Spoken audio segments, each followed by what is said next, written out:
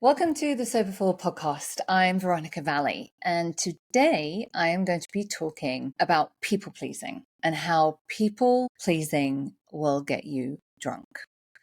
This is one of the behavior changes that we have to make because getting sober is 10% not drinking alcohol and 90% emotional sobriety. Working on our people-pleasing behavior is exactly what I mean when I talk about working on emotional sobriety. It's usually something that's been with us a long time. It's usually something that was kind of grown in childhood. And I want to explain what people-pleasing is, why it's so important to address it, why it's going to get us drunk, and how to change it. And I'd love to know your thoughts and experiences of this because it was a big trait of mine, and I know Chip has shared that it was a big trait of his as well. Before we get started, I want you guys to know about the Soberful Mastermind. The Soberful Mastermind is a new group that I have, and it's fabulous, if I do say so myself, because you only need to join once. It's a coaching group. We have 2 calls a month. Every module, I release a new behavior change module or a mindset or a lesson, something to work on to deepen your sobriety, to help you get going and keep going. And you can come to the twice monthly calls to get support and coaching. If you would like information about that, there'll be something in the link below if you're watching this on YouTube, or you can go to soberful.com or you can email me. Okay, people pleasing. People pleasing is when we believe that it's our job to make other people happy, that we are responsible for their emotional experience. That's the big one. We have come to a very faulty conclusion that we are responsible for other people's emotional experience of life.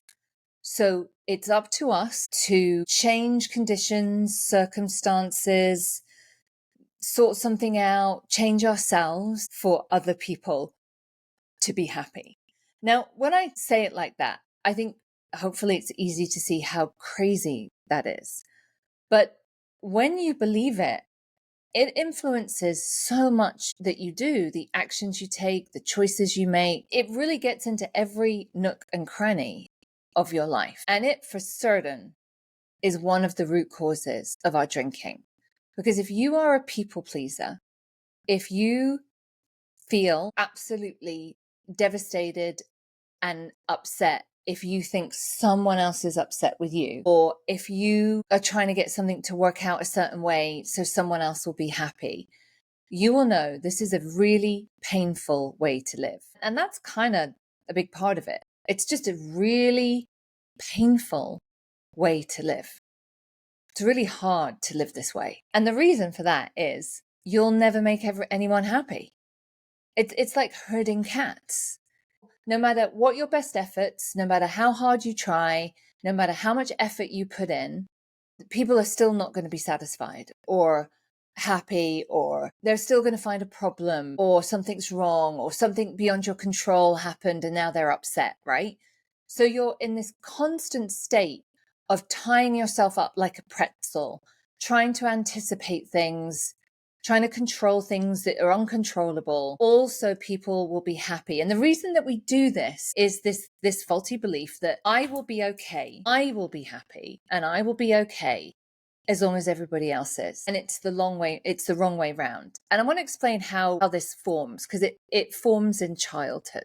It's a behavior that becomes a belief that is embedded in our subconscious mind. So by that, what I mean is it's just innate. It's just embedded in us. It's not innate. I'm sorry. It's embedded in us and we don't even know it's there. It becomes part of our operating system.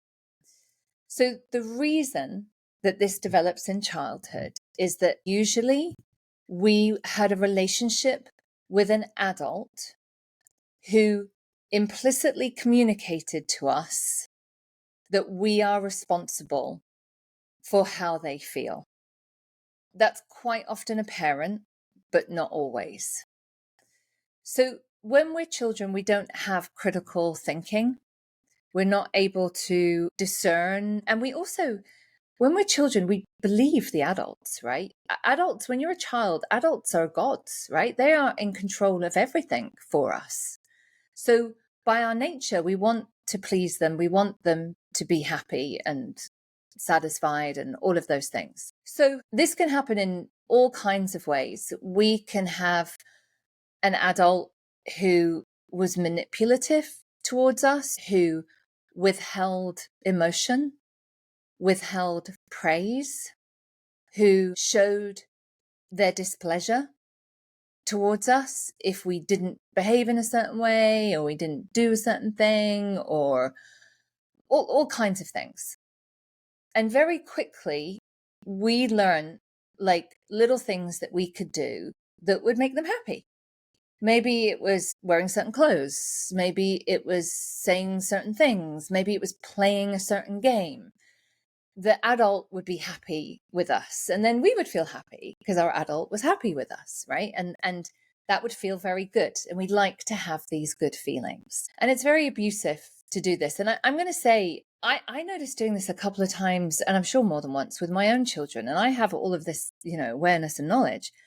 I remember when my eldest son was about 4, and he was doing show and tell at school. On Fridays was show and tell, where they have to bring something from home and, show the class and tell the class about it. And one Friday, we remembered it was show and tell. I was like, oh, what are you going to bring? And he went and got it was literally like some piece of plastic that was from some packaging. Like, it was literally trash. And I was like, don't be ridiculous. That's rubbish. Don't take that. Why don't you take, and my mum, my British mother, had brought him like a British, like a aeroplane, like a model aeroplane. Like, it was the Red Arrows, I think it was, which is the Red Arrows is, if you're American, it's like our version of the Blue Angels. And I was like, why don't you take this? Because if you take this, you can tell everyone about your grandmother in England, and it's British and da-da-da-da. And he was like, no, I want to take this piece of plastic. And I got really cross because, like, clearly my idea was the better idea, right? And I wanted him to be the way I wanted him to be, which is to take the interesting British airplane to his class in his American school and show that. And the more I insisted, the more he held on to this plastic thing he wanted to take. And I just got really cross with him, and I remember like just leaving the room going, oh, and him kind of following me. And I had this like moment of clarity when I went, oh, I want him to be how I want him to be. I'm not letting him be who he is. And I just had that moment where I went, okay, yep, no problem. You take the plastic thing, and yep, no problem. And no more was said about it. And he did. And then literally every week he took in like a paperclip or just something. It was just whatever. And I noticed this urge to want to like, and some of this is maybe like, some of this is like parental guidance, right? But in that moment, does it matter, right? It doesn't matter. Let him have his own experience. That's what I thought. Let him have his own experience of taking in whatever he wants to take to show and tell, not what I think he should be. And I've tried to be aware of when I've done that, because I'm very, as a mother, I have a lot of power. They want to please me. They and to not abuse that. And unfortunately, some of us were in situations where it was abused, and we were manipulated, and we felt, and this is the hook, we felt that being loved, being accepted, and being bonded to this adult depended on us pleasing them. And then that becomes a behavior that's embedded in us. And it becomes what we call a limiting belief. The belief that I am responsible for, and it can be like, we can be fine with, sort of acquaintances and stuff like that. It's like the people that we love, the people that we're close to. I am responsible for their happiness and what they feel, and that's down to me. And off we go on this absolutely agonizing way of living. Now, I do think that there's some degree of separation between the sexes, between men and women, how they experience this. I do think that there's an extra layer for women. I do think that we are conditioned culturally to be nice and pleasing and accommodating. So I think that there's that layer. But I also, I mean, this is definitely, and Chip has spoken about this on the podcast, there is definitely, lots and lots of men who are capable of being people pleasers as well. So as an adult, this very difficult, impossible, and uncomfortable way to live, that all it does is generate more difficult and uncomfortable feelings. Of course, alcohol is going to numb that a little bit, right? When you are out of, when you have just tried your best and nobody's happy and everyone's upset with you and you don't know what to do next, that's why a drink sounds like a really good idea. And this is why when we stop drinking, we have to do this work on our people pleasing, which is part of emotional sobriety. And here's the thing. You can't make anyone happy. You're not responsible for anybody's happiness. So you'll never win. It will never work. Often, it's not just we don't make other people happy. We have to make things worse, right? And you certainly won't make yourself happy. So we have to have a radical shift in our perception and our mindset. And if you're recognizing yourself as a people pleaser, I want you to know this, and this will be hard to hear. You are not responsible for anybody else's emotional experience. You are only responsible for your emotional experience. And that is quite groundbreaking. And it's probably going to feel really scary because we believe it. We just believe that that's true, right? It felt revolutionary for me when I first learned how to do this. It felt really scary. Like I felt unmoored.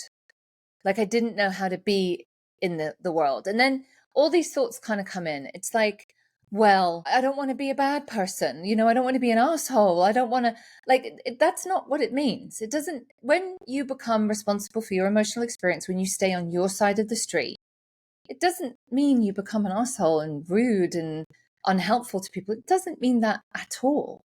It means you belong to yourself.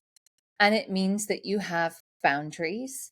And it means that you can show up in the world in a way that is helpful to other people. Because being a people pleaser, trying to make other people happy, that's not helpful for other people. It also leaves you wide open to manipulation and being manipulated by people. So the number one thing that you have to learn, the solution to this, to start this process, is to have boundaries. And you probably heard me talk about this a lot. It's in my book. I teach it in all of my coaching programs because it's an essential building block to getting sober and staying sober. So having boundaries keeps the good in and the bad out.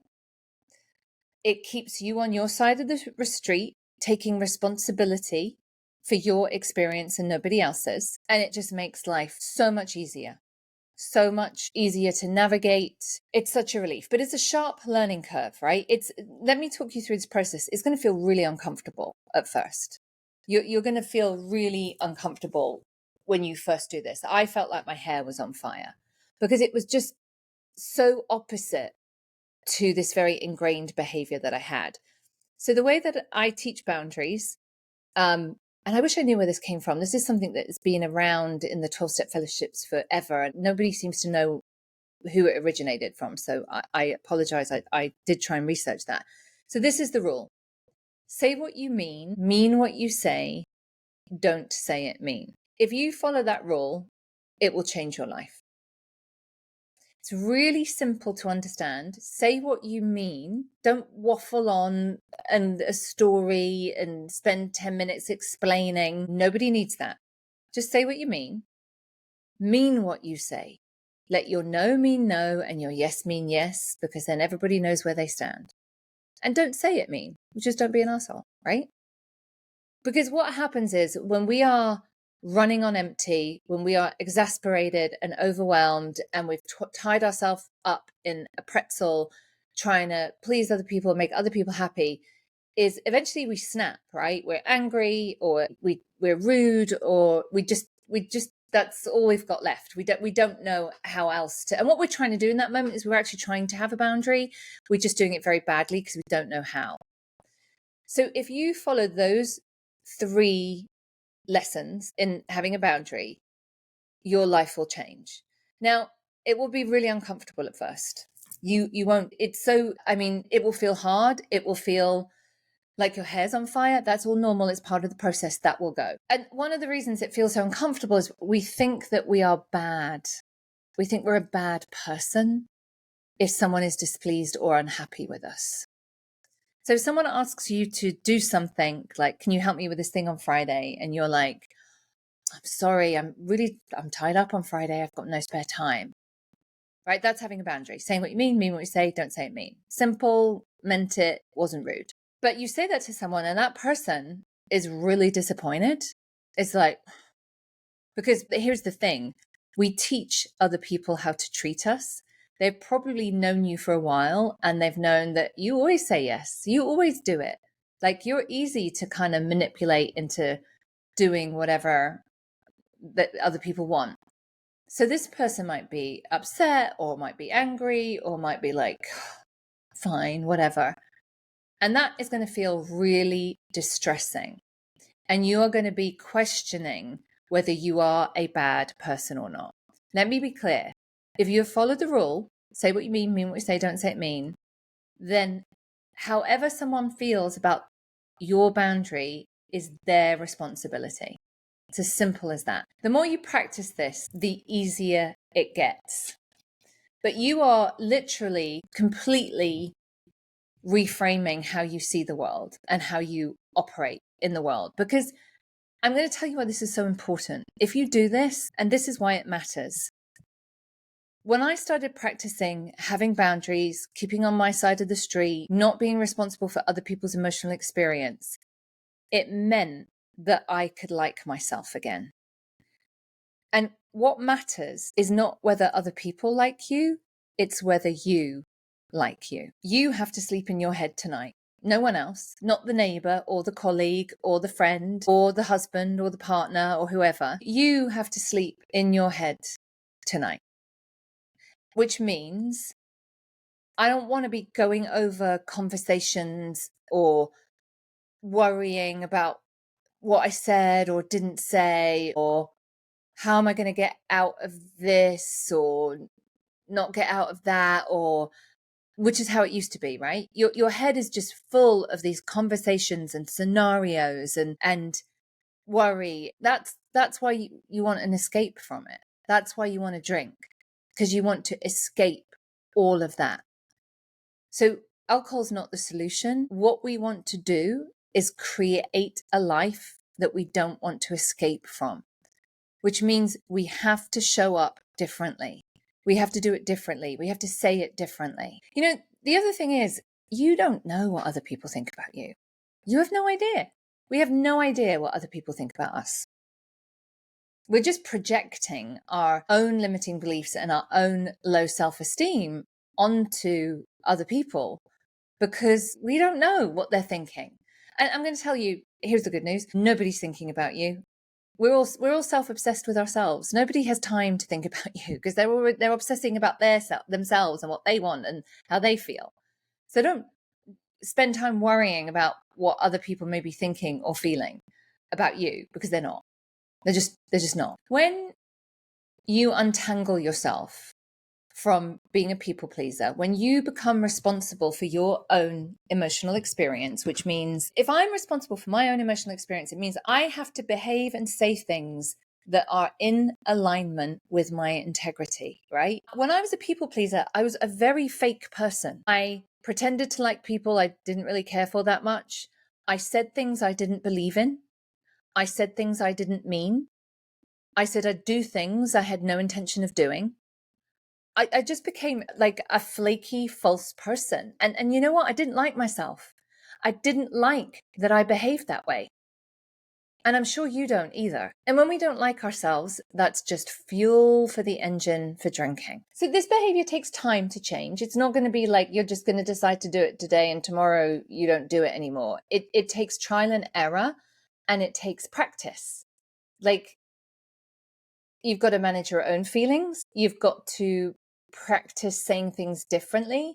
And it takes a little while for the people around you to begin to realize that things have changed, that the dance steps are different. And I have so many clients who who go through this experience, go through the process that, when they first try it, it just feels very uncomfortable, but they immediately begin to see some results, right? They immediately begin to see, oh my God, I'm so glad I told my boss no. Like, I'm so glad I, didn't agree to this thing, or I'm so glad I, told my chaotic friend that I couldn't help them this Friday, and I have space and time to think and rest and all that kind of stuff. The relief will be pretty quick. And that's what will keep you going, right? That's what will keep you motivated in wanting to change. It's very motivating doing this because you just feel so much better. Life becomes so much easier, your interactions with people. And when I talk about sobriety being the journey back to yourself, this is one of the things that I mean. This is about you returning to yourself, returning to your integrity, being in alignment with your values. And it's when you create that is the foundation for sobriety to grow. That's how we stay sober. Because getting sober is 10% not drinking alcohol and 90% emotional sobriety. And working on people-pleasing behavior and boundaries is exactly one of the things that we have to do to get and stay emotionally sober. So I hope that this has kind of made it really clear. And I hope if you've recognized yourself, I want you to know there's a way out. You can change. It doesn't always have to be like this. And it's something that you don't kick the can down the road. You got to do it. You've got to start doing this. Now, it's always better to do this with some help, with a community and a mentor, which is what the Soberful Mastermind, my new program is, the program that doesn't end. Join once, stay for life. Get coaching, get behavior change, help, all of that kind of stuff. Get a community. Because this is exactly the stuff that we talk about and work on. Let me know what you think. And we'll be back next week. Take care. I dreamt that you were twisting through 7 suns of gold, and the gypsy was